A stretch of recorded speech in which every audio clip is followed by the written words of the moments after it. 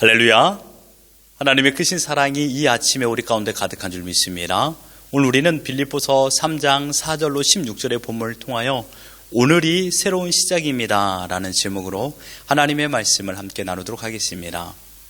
흔히 사람들에게 소망을 주는 말이 있습니다. 저는 시작이라는 말이 소망을 준다고 생각합니다. 그것도 새로운 시작입니다. 예전에 초등학교 시절에 가장 기분 좋은 때가 새 책을 받을 때입니다. 국어, 산수, 사회, 자연, 도덕 이러한 새 책을 받으면 사실 공부는 잘하지 못했지만요. 그래도 올해는 잘할 것 같은 마음입니다. 이유는 단 한 가지죠. 새로운 시작이기 때문입니다. 모두에게 똑같은 동일한 조건으로 시작되는 것이 새로운 시작이죠. 오늘이라는 지금은 새로운 시작입니다. 어떤 이들은 오늘을 지루한 어제의 연속이라고 생각합니다. 다른 이들은 오늘을 다시금 주어진 기회, 즉 새로운 시작이라고 생각합니다.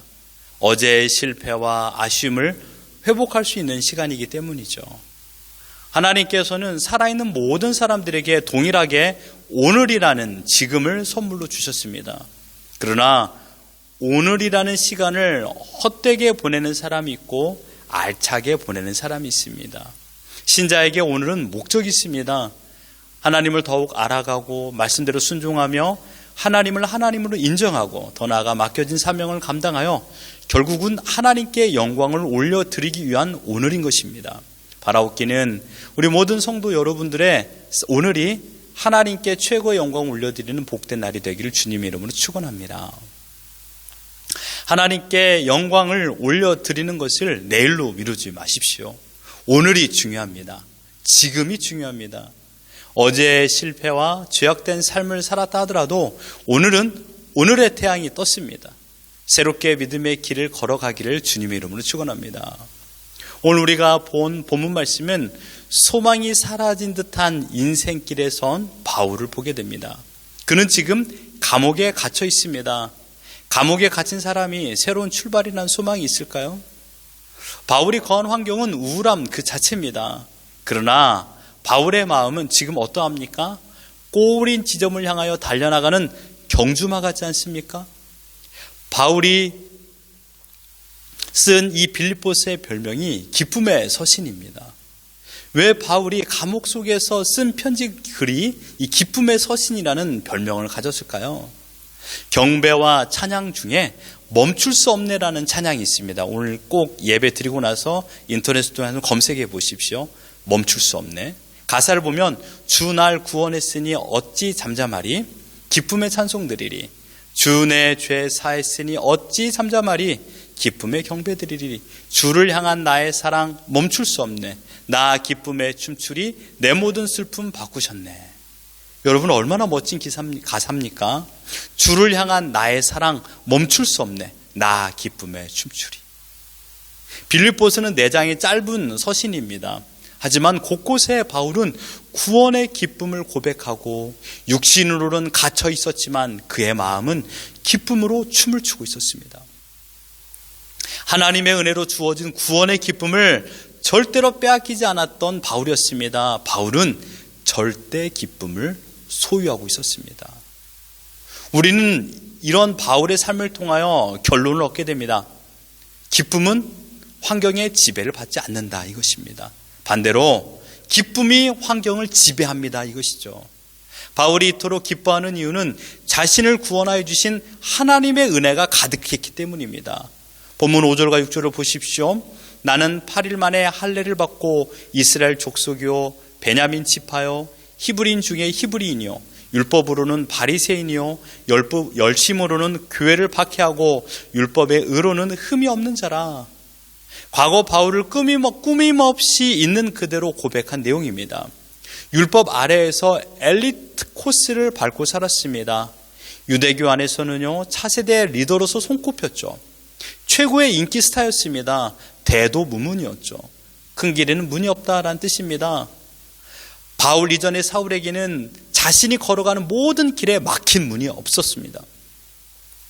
이제 이 길 그대로 달려가면 이스라엘의 종교적으로 최고의 영향력 있는 사람이 될 것이 분명했습니다. 그러나 예수 그리스도를 구원자로 만나고 나서 어떻게 고백하였나요? 그의 변화된 고백의 내용을 8절에서 찾아볼 수 있습니다. 또한 모든 것을 해로 여김은 내 주 그리스도 예수를 아는 지식이 가장 고상하기 때문이라. 내가 그를 위하여 모든 것을 잃어버리고 배설물로 여김은 그리스도를 얻고라고 했습니다. 바울은 유대교 안에서의 생활에 자부심을 가졌지만 그러나 예수 그리스도를 만난 이후에는 이전의 자랑거리가 아무 쓸모없는 것임을 알았습니다. 왜냐하면 유대교의 가르침을 따라 행함과 열심으로 율법을 완성하여 구원에 이를 수 있다라고 생각했으나 구원은 오직 하나님의 은혜로만 주어진다라는 것을 깨달았기 때문입니다. 그래서 바울은 8절에 배설물이라는 단어를 사용했습니다. 배설물이 무엇을 의미합니까? 말 그대로 사람이나 동물의 몸에서 나오는 배설물입니다. 그래서 영어 성경을 보면 러브시라고 번역하였습니다. 사도 바울은 과거에 자신이 신뢰하고 자랑스럽게 여겼던 자신의 업적과 특권을 쓰레기로 취급하였습니다. 그 이유는 그리스도를 아는 지식이 가장 귀한 것인 것을 깨달았기 때문입니다. 보석 중에 보석을 만난 것입니다. 어떤 가난한 농부가 하루는 다른 사람의 밭에서 일을 하고 있었습니다. 내일은 뭐를 먹어야 되나? 하루하루 살아가야 될 염려 때문에 곡괭이질을 힘겹게 하고 있었습니다. 그런데 뭔가 투탁한 마찰음이 났습니다. 손에는 전기가 찌릿 오죠. 농부는 생각했습니다. 이래서 나를 불렀구만. 이 땅에서 무슨 농사를 짓겠다고 온통 바위투성이구만. 이번 바위는 너무 클 것 같은데 느낌이 안 좋아. 여러분, 왜 슬픈 예감은 틀린 적이 없지 않습니까? 큰 바위를 캐내야 하루 일당을 벌 수 있을 거라는 생각에 곡괭이질과 삽질을 수백 번 했습니다. 기어코 땅속에 있는 숨은 큰 바위에 피부를 마주하게 되었습니다. 그런데 놀랍게도 그 큰 바위가 아니었던 것입니다. 듣지도 보지도 못했던 엄청난 황금 덩어리를 발견한 것입니다. 마태복음 13장 44절에 예수님께서 이렇게 말씀하셨습니다. 천국은 마치 밭에 감추인 보화가 같으니 사람이 이를 발견한 후 숨겨두고 기뻐하며 돌아가서 자기의 소유를 다 팔아 그 밭을 사느니라. 그 농부는 그 감격과 기쁨을 주체할 수 없어서 마음속으로만 소리를 쳤을 것입니다. 큰 소리 치면 안 되죠. 마음속으로만 소리를 쳤습니다. 왜요? 너무도 귀한 황금을 발견했기 때문입니다. 지금 바울은 자신이 알고 있었고 최고의 가치라고 생각했던 유대교의 가르침보다 더 몇천 배 귀하고 귀한 황금을 발견한 것입니다. 내 주 그리스도를 아는 지식입니다. 여기에서 아는 지식, 곧 알다라는 단어의 원어는 그노시스입니다. 이 단어는 단순히 지식적으로 안다, 깨닫다라는 의미가 아니라 경험적으로 안다라는 의미를 내포하고 있는 단어입니다.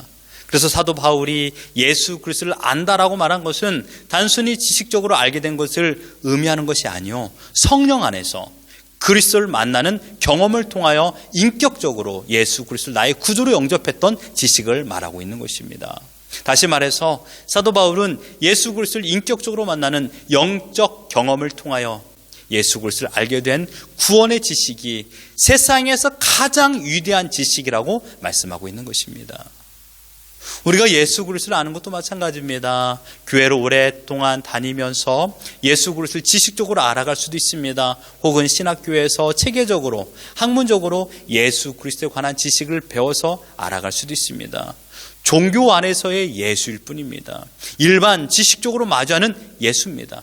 하지만 예수 그리스도를 진정으로 안다라는 것은 그런 지식적인 차원을 넘어서서 안다라는 말입니다. 성령님께서 예수 그리스도가 누구인가를 깨닫게 하여 주시고 믿게 하여 주심을 통하여 그분을 알게 됨으로 인하여 당신이 나의 구원자이십니다라고 고백하게 되는 것이죠. 이것이 진정한 알미입니다. 이 알미 곧 구원이요 영생입니다. 요한복음 17장 3절에 보면요, 예수님께서 이렇게 말씀하셨습니다. 영생은 곧 유일하신 참 하나님과 그가 보내신 자 예수 그리스도를 아는 것이니이다. 아멘. 여기서도 하나님을 알고 예수 그리스도가 어떤 분인지를 진정으로 아는 것이 구원에 이르는 길이라고 말씀하였습니다. 즉 이러한 구원의 지식은 단순히 성경의 지식으로 배워서 되어지는 것이 아니라 성령으로 거듭나는 영적인 경험을 통하여 그 진리를 깨닫고 경험함으로써 알아가게 되는 참된 영적 지식을 의미합니다.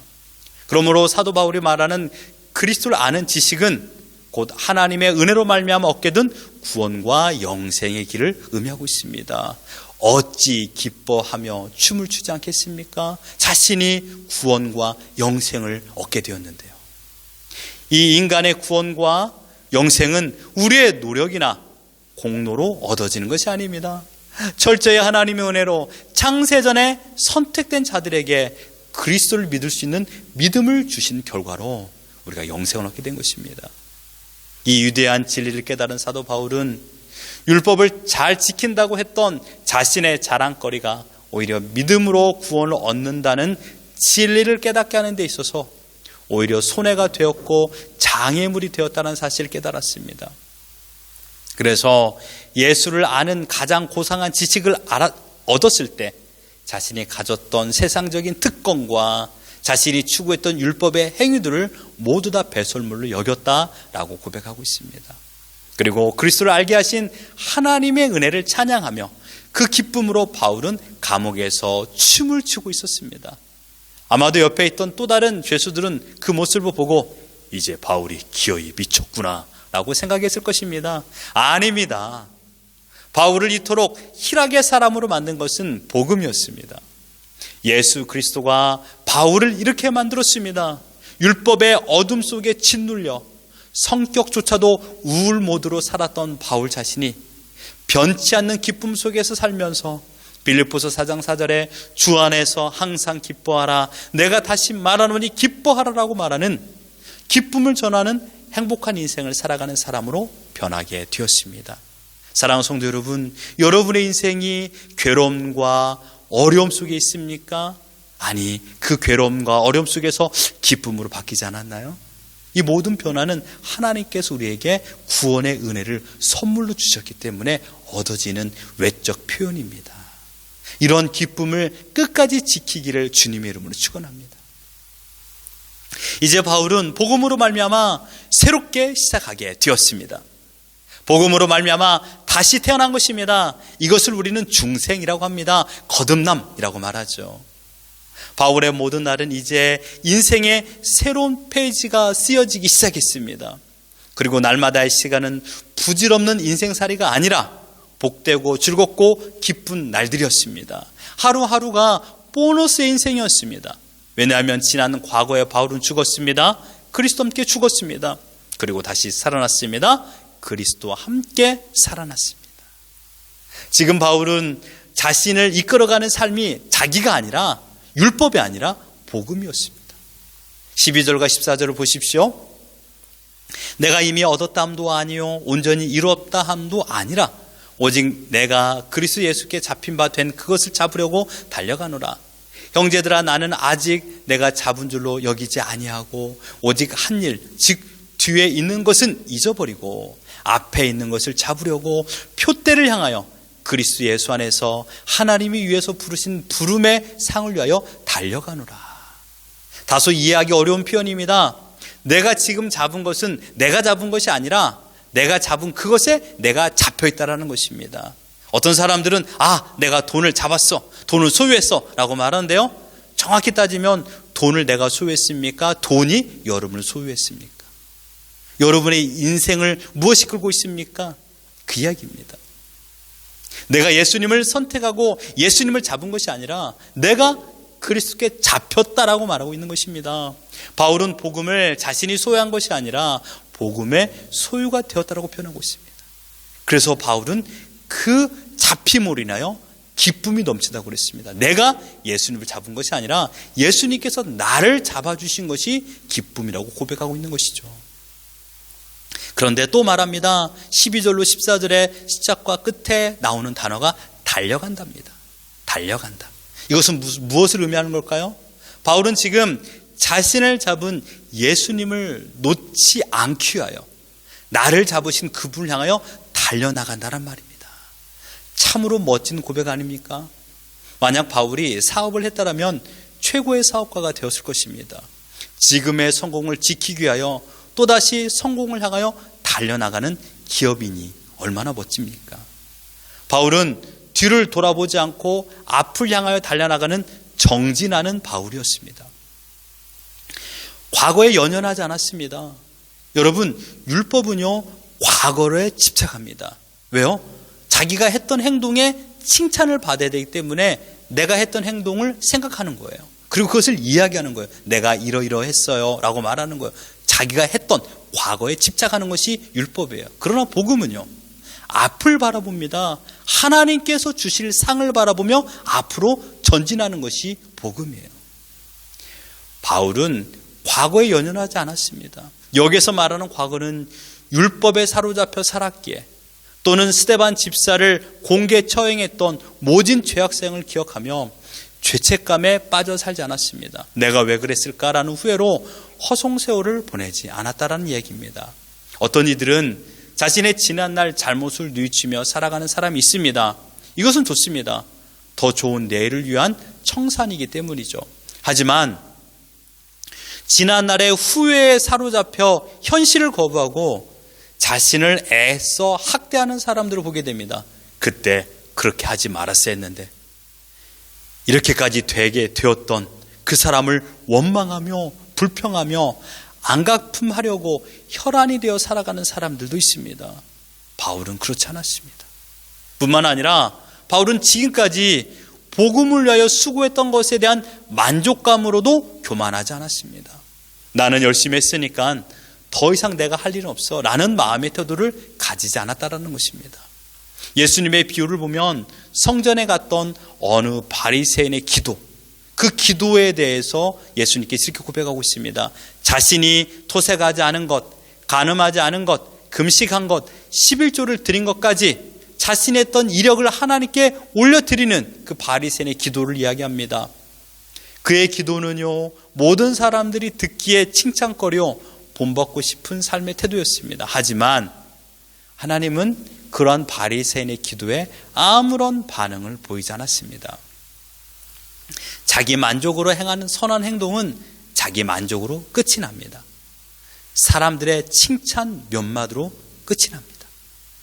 하나님께 받을 상급은 없습니다. 이미 하나님께 받을 상을 다른 사람들에게 받았기 때문입니다. 자기 만족적인 신앙생활과 교만은 영혼이 썩어가는 병입니다. 여러분, 썩어가는 음식이 있습니다. 악취가 나죠. 악취가 나면은요, 그 곁에 아무도 오고 싶지 않습니다. 교만한 사람은 악취가 가득합니다. 그래서 아무도 오고 싶지 않습니다. 교만한 사람은요, 썩어갑니다. 고통이 가득하죠.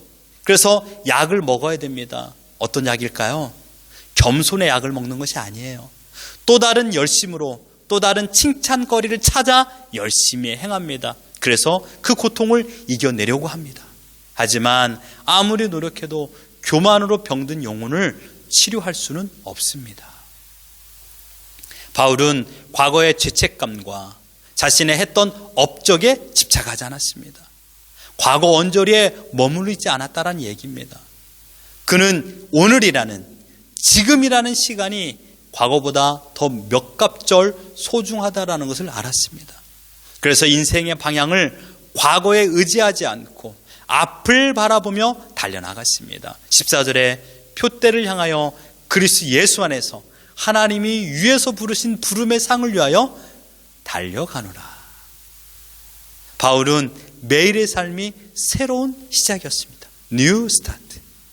설령 매일의 삶이 감옥이라 할지라도 그것도 새로운 시작의 첫날이었습니다.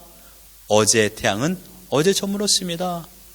오늘의 태양이 다시 떠오르는 그날, 나의 눈을 강렬하게 내리쬐는 그 태양을 바라보는 지금이 바울에게는 첫날이었습니다. 혹시 우리 성도님들 가운데 육신의 아픔으로 인하여 침상에서 오늘을 맞이하셨습니까? 먹을 것, 입을 것, 마실 것에 대한 고민으로 경제적인 어려움 속으로 아침 태양을 마주하셨나요? 또는 어떤 사람 이름만 들어도 두려움으로 인한 스트레스 속에서 살고 계십니까? 바울도 지금 우리의 환경보다 더 큰 어려움 속에서 살았습니다. 자신의 몸도 성하지 않았습니다. 감옥에서 무슨 먹을 것이 풍부했겠습니까? 어디를 가더라도 자기를 죽이려는 사람으로 가득 찬 골목길을 걸어야 했던 바울이었습니다. 그러나 지금까지 살아온 것조차도 하나님께서 사랑하여 주셔서 허물과 죄로 죽어 마땅한 자신을 살려주시고 나를 구원하여 주신 그 놀라운 복음, 그 복음을 선물로 주시고 영생을 선물로 주신 은혜에 감사하며 더 나아가 그 복음을 증거하는 사도로 불러주심에 기쁨으로 감사와 찬양을 부르고 있는 것입니다. 바울은 오늘이 새로운 시작이라는 것을 알았습니다. 그래서 표대를 향하여 그 표대를 잡으려고 달려나갔습니다. 바울은 어제의 믿음으로 만족하지 않았습니다. 안주하지 않았습니다. 이만하면 좋았어. 그는 걷지 않았습니다. 그는 달려나갔습니다. 열정으로 가득 찬 사람이었습니다. 고린도전서 9장 26절과 27절을 보면요, 그러므로 나는 다름질하기를 향방 없는 것 같이 아니하고 싸우기를 허공을 치는 것 같이 아니하며 내가 내 몸을 쳐 복종하노라 라고 하였고, 사도행전 20장 24절에 보면요, 내가 달려갈 길과 주 예수께 받은 사명 곧 하나님의 은혜의 복음을 증언하는 일을 마치려 하면은 나의 생명조차 조금도 귀한 것으로 여기지 아니하노라. 바울은 달아 없어질지언정 녹슬지 않겠다라는 믿음의 태도 속에 살았습니다. 여러분, 달리는 기차는 달아 없어질 수는 있지만 녹이 슬진 않습니다. 하지만 큰 몸집을 뽐내고 최첨단 기능을 가진 기차라 할지라도 달리지 않고 그 자리에 멈춰 있으면 녹슬기 마련입니다. 믿음 생활도 마찬가지입니다. 그 자리에 안주하고 멈추면 녹슬게 되어 있습니다. 사랑하는 성도 여러분, 자전거를 타보셔서 알겠지만 페달을 밟지 않으면 자전거는 넘어지게 되어 있습니다. 우리의 믿음이 이와 마찬가지입니다. 우리의 믿음 생활은 자전거 경주와 마찬가지입니다. 짧지 않습니다. 수백 킬로를 쉼없이 달려야 됩니다. 한평생 표대를 향하여 달려야 됩니다. 인생은 한 장의 사진이 아닙니다. 인생은 끊임없는 동영상입니다. 1년 전에 열심히 했다고, 수년 전에 열심히 했다고 오늘 새롭게 출발하지 않으면, 오늘 새롭게 페달을 밟지 않으면 넘어집니다. 기억하십시오. 오늘은 우리의 새로운 시작입니다. 예수 그리스도로 말미암아 구원의 감격을 받은 자로서 오늘이라는 시간은 구원의 감격을 다시금 경험하는 시간입니다. 재확인하는 시간입니다. 확대하는 시간입니다. 내가 십자가를 붙잡은 것이 아니라 십자가의 복음이 나를 붙잡고 계십니다. 이것이 은혜입니다. 제 책상에는 악력기가 있습니다. 하루에도 수백 번 쥐락펴락을 합니다. 아무리 악력, 손님이 좋다 한들 똑같은 힘으로는 몇십 분을 붙잡고 있지 못합니다. 그러나 우리 주님께서는 우리를 붙잡고 계십니다. 결코 붙잡은 손을 놓지 않으십니다. 끝까지 우리를 붙잡고 계십니다. 어제 헛된 시간, 실패된 신앙생활을 살았다 하더라도 지금이라는 새로운 시간을 허락하여 주셨습니다.